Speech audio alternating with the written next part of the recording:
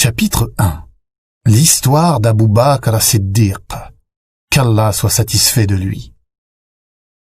Abu Bakr est né 2 ans et quelques mois après le prophète, sallallahu alayhi wa sallam. Il était connu pour son noble et bon caractère.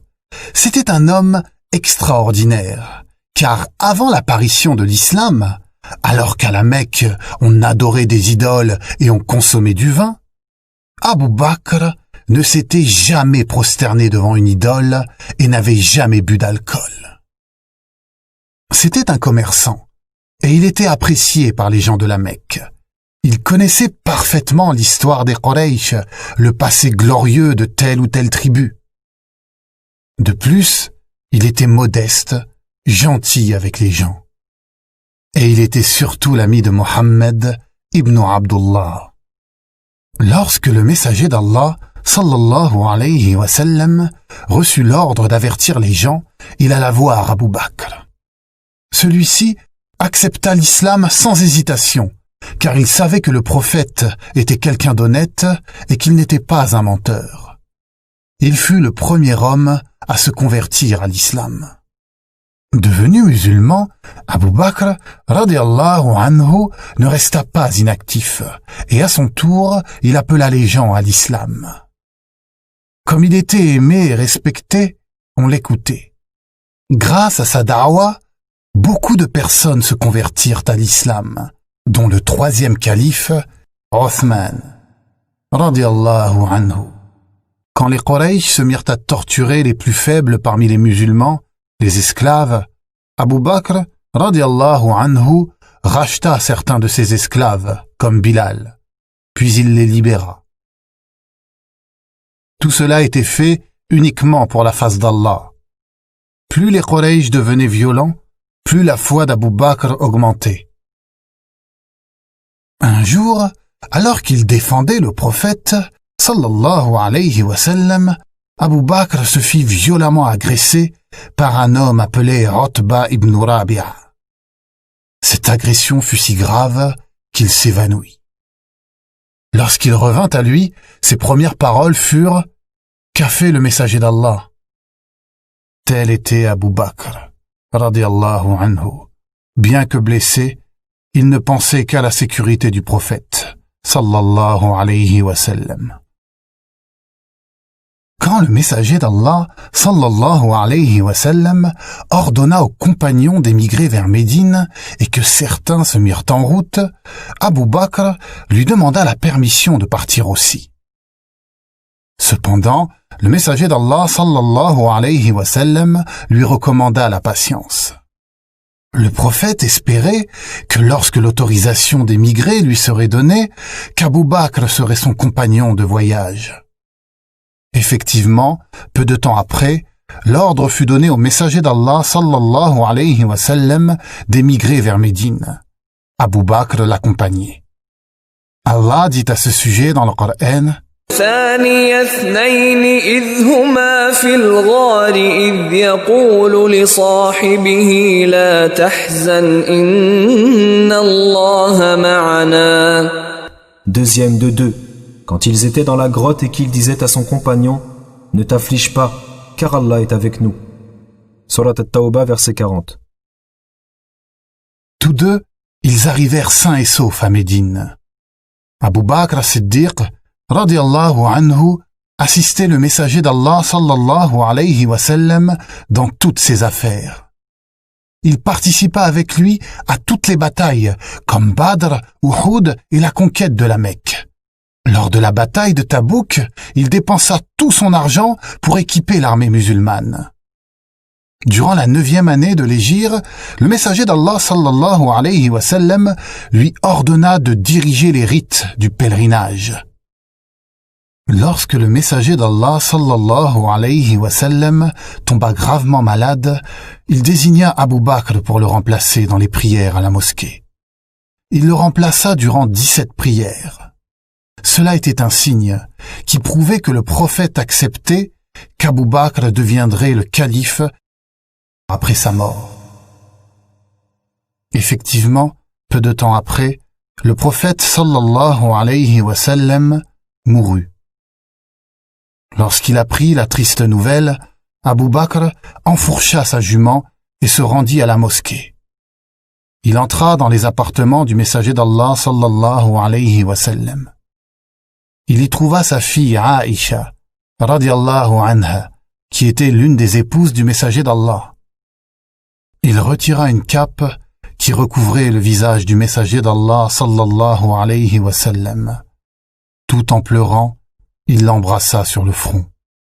Puis, il remit la cape en place, entra dans la mosquée qui était pleine de gens, monta sur le minbar et dit, après avoir loué Allah, « Si vous adorez Mohammed, ce dernier vient de mourir, mais si vous adorez Allah, ce dernier est éternel et ne mourra jamais. » Puis il récita ce verset. وما محمد إلا رسول قد خلت من قبله الرسل أفإن مات أو قتل انقلبتم على أعقابكم ومن ينقلب على عقبيه فلن يضر الله شيئا وسيجزي الله الشاكرين. Mohammed n'est qu'un messager. Des messagers avant lui sont passés. S'il mourait donc ou s'il était tué, retourneriez-vous sur vos talons? Quiconque retourne sur ses talons ne nuira en rien à Allah, et Allah récompensera bientôt les reconnaissants. Surat Ali Imran, verset 144. Plus aucun doute n'était possible. Tout le monde venait de comprendre que le messager d'Allah sallallahu alayhi wa sallam était vraiment mort et qu'il ne serait plus là pour les guider. Les Ansar, les musulmans de Médine, se réunirent et ils élirent Saad ibn Ubada comme chef des musulmans. Voyant cela, un homme courut prévenir Omar de cette réunion et de cette décision importante. Omar, radiallahu anhu, en parla à Abu Bakr. La situation était dangereuse, les musulmans étaient menacés par la division. Il fallait absolument élire un chef qui soit reconnu par tout le monde. Tous deux, accompagnés d'Abu Ubaïda, se rendirent rapidement à cette réunion. Arrivés à cette réunion, ils trouvèrent un homme qui faisait l'éloge des Ansar. Abu Bakr fit à son tour l'éloge des Ansar, mais il dit raisonnablement qu'il était important que le prochain chef des musulmans soit un Quraysh, car ils étaient beaucoup plus connus dans la péninsule arabique. Ensuite, il prit la main de Omar et celle de Ubaïda et il demanda aux gens de choisir un chef entre ces deux hommes. Un Ansar dit « Un chef parmi nous et un chef parmi vous ». Mais Omar répondit « Jamais de la vie. On ne peut mettre deux sabres dans un même fourreau. Par Allah, les Arabes n'accepteront jamais un chef des vôtres, car le prophète sallallahu alayhi wa sallam n'est pas des vôtres. » Abu Ubaïda prit la parole et il s'adressa aux Ansar. Vous étiez les premiers à apporter le soutien à cette religion. Ne soyez pas les premiers à changer et à modifier. Les Ansar, les musulmans de Médine donc, avaient la crainte d'Allah. Ils comprirent qu'Abu Bakr, Omar et Ubaïda avaient raison. Ils acceptèrent donc que le chef des musulmans soit un Quraysh parmi les Muhajiroun, un musulman venu de la Mecque. Omar dit « Ne savez-vous pas que le messager d'Allah sallallahu alayhi wa sallam choisit Abu Bakr pour diriger la prière ?» Tous dirent oui. « Qui parmi vous oserait passer avant celui qui a été choisi par l'envoyé d'Allah ?» Personne, répondirent-ils. Tout le monde était d'accord. Le meilleur d'entre eux devait devenir le chef des musulmans. Et celui-ci était Abu Bakr as-Siddiq, radiallahu anhu. Les uns après les autres, Omar, Ubaïda et les Ansar lui jurèrent de lui obéir. Puis le lendemain, dans la mosquée, il monta sur le minbar pour parler aux gens. Il dit « Vous avez fait de moi votre chef. Pourtant, je ne suis pas le meilleur d'entre vous. Si je prends de bonnes décisions, aidez-moi à les mettre en œuvre. Si je dévie, corrigez-moi. La sincérité est un dépôt. Le mensonge est une trahison. Le faible parmi vous est le fort à mes yeux, jusqu'à ce que je lui rende justice s'il paie à Allah. Le fort d'entre vous est le faible devant moi, jusqu'à ce que je lui fasse rendre des comptes si Allah le veut. Aucune communauté n'abandonnera la lutte dans la voie d'Allah sans qu'il ne la frappe d'humiliation. Toute communauté au sein de laquelle règne l'immoralité sera affligée par les calamités. Obéissez-moi tant que j'obéirai à Allah et à son messager, et si je désobéis à Allah et à son envoyé, vous ne me devrez plus obéissance. Levez-vous pour la prière, qu'Allah vous fasse miséricorde. Abu Bakr as-Siddiq, radiyallahu anhu, était donc devenu le premier calife de l'islam. Attention les enfants, il ne devint ni prophète, ni messager. Il était simplement le chef des musulmans. Après la mort du messager d'Allah sallallahu alayhi wa sallam, il n'y eut plus de prophètes. Il y eut simplement des chefs, des califes, qui étaient là pour diriger les musulmans. Le califat d'Abu Bakr. Abu Bakr, radiyallahu anhu, resta calife 2 ans, 3 mois et 10 jours. Durant son califat, d'excellentes choses furent réalisées. 1. La guerre contre les apostats. Après la mort du messager d'Allah sallallahu alayhi wa sallam, certaines tribus décidèrent de ne plus payer la zakat. Abu Bakr décida de leur faire la guerre. Il dit: La religion serait-elle diminuée de mon vivant? Par Allah, je combattrai quiconque sépare la zakat de la prière, car la zakat est un droit sur les biens. Par Allah, je les combattrai s'ils me refusent la moindre corde qu'ils donnaient au messager d'Allah sallallahu alayhi wa sallam. Il y eut aussi 4 personnes qui mentirent en disant qu'ils étaient prophètes. Comme nous l'avons vu, après la mort du messager d'Allah sallallahu alayhi wa sallam, il n'y eut plus de prophètes. Ces 4 personnes, ces faux prophètes, étaient donc des menteurs et Abu Bakr leur fit la guerre. Certains de ces faux prophètes finirent par se repentir. Cependant, la situation était grave. Après la mort du messager d'Allah sallallahu alayhi wa sallam, beaucoup de gens dont l'islam n'était pas véritablement entré dans leur cœur abandonnèrent la religion d'Allah. Le calife Abu Bakr les combattit dans les 4 coins de la péninsule arabique. Il lança sur eux 11 armées, jusqu'à ce qu'à nouveau, l'islam rayonne partout. 2. La compilation du Coran. Lors des différentes batailles, beaucoup de compagnons qui connaissaient leur Coran par cœur moururent. Cela devenait problématique. Il fallait écrire la parole d'Allah afin de la conserver. Abu Bakr prit cette décision très importante et il décida de compiler le Coran, c'est-à-dire de l'écrire. Il convoqua alors Zayd ibn Thabit et lui dit: Omar a dit: Nombre de mémorisateurs du Coran ont été tués et nous devons maintenant compiler le Coran. Je suis de son avis. Tu es un homme raisonnable et nous n'avons rien à te reprocher. Tu consignais ce qui était révélé au messager d'Allah. Je te charge de la mission de réunir le Coran et de le compiler. Zayd fit ce travail. Ainsi, chaque mushaf, un mushaf étant un livre où le Coran a été écrit en langue arabe, vient de cette compilation qui a été demandée par Abu Bakr. 3. La guerre contre les Perses et les Byzantins. Maintenant que l'islam brillait dans toute l'Arabie, il était très important d'appeler les autres peuples à l'islam. Le messager d'Allah, sallallahu alayhi wa sallam, lorsqu'il était vivant, avait envoyé des lettres aux rois perses et aux rois byzantins afin qu'ils se convertissent et qu'ils appellent leur peuple à l'islam. Cependant, l'ignorance et l'injustice régnaient dans ces pays.